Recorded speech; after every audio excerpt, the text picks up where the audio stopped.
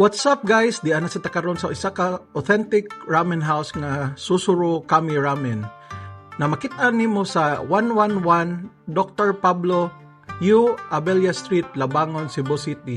At banggit ni siya mismo sa Court of Appeals. Diyan nagpaabot akong anak sa sulod sa ramen house.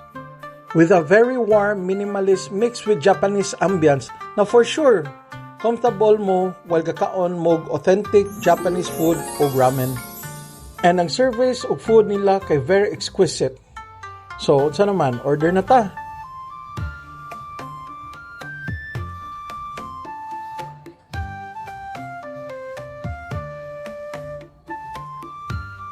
So, kini ilang menu is small but ayaw mo kumpiyansa kay maskin gamay ra ni ilang menu. They made it to perfection and maka-feel sa jud mo sa ilang pagka-authentic kay ilang mga gipanggamit na mga ingredients kay gikan pagyud ni sa Japan. So, naa sila kami ramen, tantanmen, katsudon, gyudon, gyoza, karage ug daghan pa.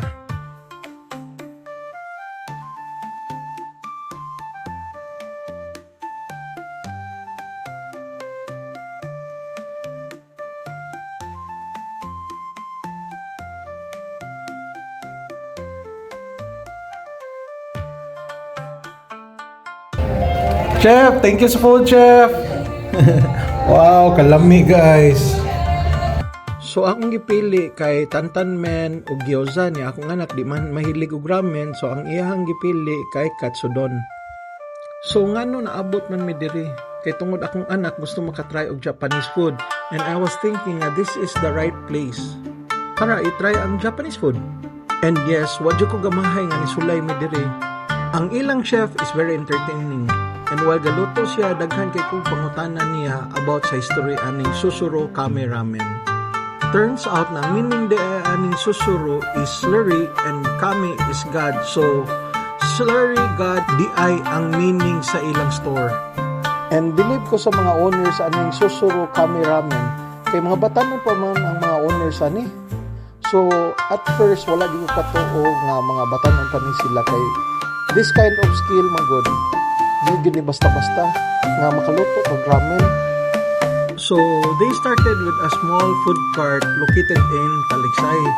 And gibaligya nila ilang ramen for only 99 pesos. So, makamasa gid kaayo siya sa mga tao nga wala pag-budget, makatry na gid tilaw og ramen. Then, hinihinay daw sila og nagka-table, then mga upgrade. Then, after ng upgrade nila, daghan na silang suki. Nakatigom sila kwarta, so mo ni ilang first store location. So 3 months na sila open gikan sa pag-vlog nako.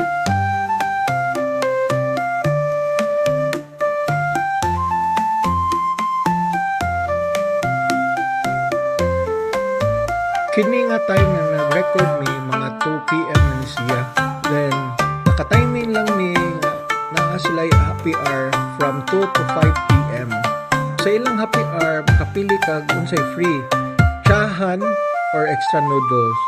Per every purchase ni mo ramen, makapili ka ng duha. Unya, ang akong gipili kay ang noodles kay lami bigyud bitaw ilahang ramen guys. Unya, mangutana mo, unsa man ang chahan? Ang chahan is Japanese fried rice. Unya, dako kong pasalamat sa ilang chef nga si Chef Howell kay very entertaining kaayo.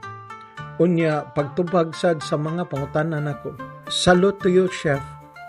So, diri guys, magtiwas na lang sa kaon sa akong anak. Then, enjoy the video guys. Then, kung gusto mo try sa ilang pagkaon guys, pwede mo tanaw silang page, Susuro Kami Ramen. Ako lang sad i-share diri sa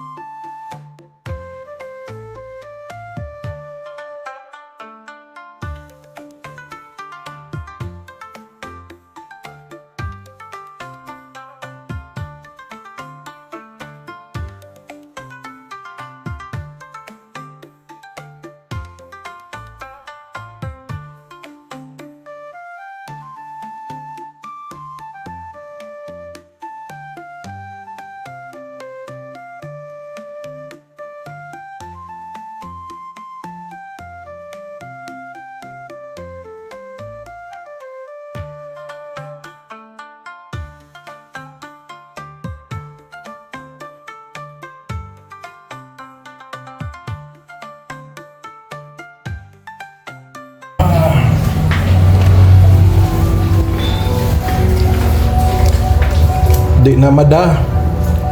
Daghan ilang serving diri. Daddy, how about that one, oy? Di na madag kaon tanan be. Sumimasen. Welcome to Susuno kami. Arigatou gozaimasu. So, diri na lang kutob guys. So, thank you sa inyong pagtanaw. Naabot mo diri nga portion sa mong video. So, please ko ihatagi mig like, share, then kung pwede, subscribe lang sa. Bye guys, amping mo. God bless you.